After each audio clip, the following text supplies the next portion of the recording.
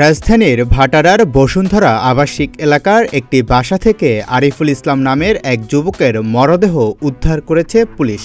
তার শরীরে আঘাতের চিহ্ন পাওয়া গেছে। শনিবার রাত ৮টার দিকে মরদেহটি উদ্ধার করা হয়।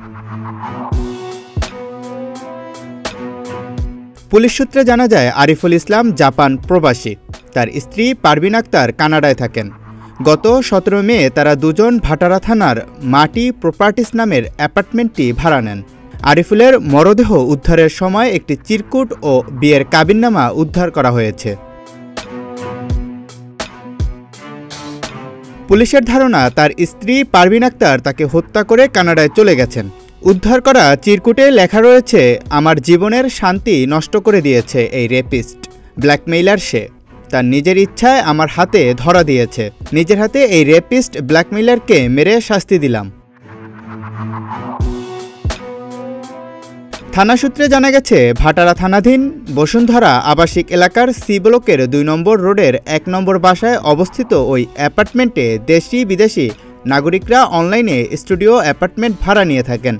গত ১৭ মে আরিফুল ও পারভিন স্বামী স্ত্রী পরিচয় দিয়ে দ্বিতীয় তলায় একটি অ্যাপার্টমেন্ট অনলাইন অ্যাপসের মাধ্যমে ৭ দিনের পেমেন্ট করে ভাড়া নেন। শনিবার মাটি প্রপার্টিস থেকে ফোন করে পুলিশকে জানায়, দোতলায় অ্যাপার্টমেন্টে একজন পুরুষের মরদেহ পাওয়া গেছে। তাৎক্ষণিক ভাটারা থানা পুলিশ ও অপরাধ তদন্ত বিভাগের সিআইডি ক্রাইম সিন ইউনিট ঘটনাস্থলে যায়। সিআইডি ক্রাইম সিন পর্যবেক্ষণ করে জানায়, মরদেহের বুকে ও গলায় ছুরিকাঘাতের চিহ্ন রয়েছে। অ্যাপার্টমেন্টের সিসিটিভি ফুটেজ দেখা যায়, ১৮ মে সকাল ৬টা ৩১ মিনিটে পারভিন আক্তার একা বেরিয়ে যাচ্ছেন।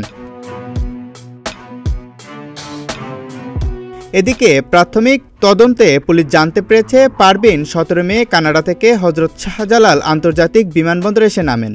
পরদিন সর্বশেষ তার ফোনের অবস্থান ছিল হজরত শাহজালাল আন্তর্জাতিক বিমানবন্দরে। এতেই ধারণা করা হচ্ছে, আরিফুলকে হত্যার পর পারভিন কানাডায় ফিরে গেছেন।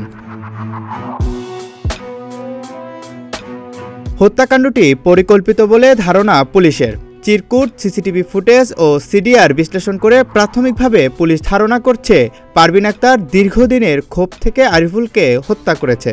বিস্তারিত তথ্যের জন্য পারভিনের পরিবারের সাথে যোগাযোগের চেষ্টা করছে পুলিশ।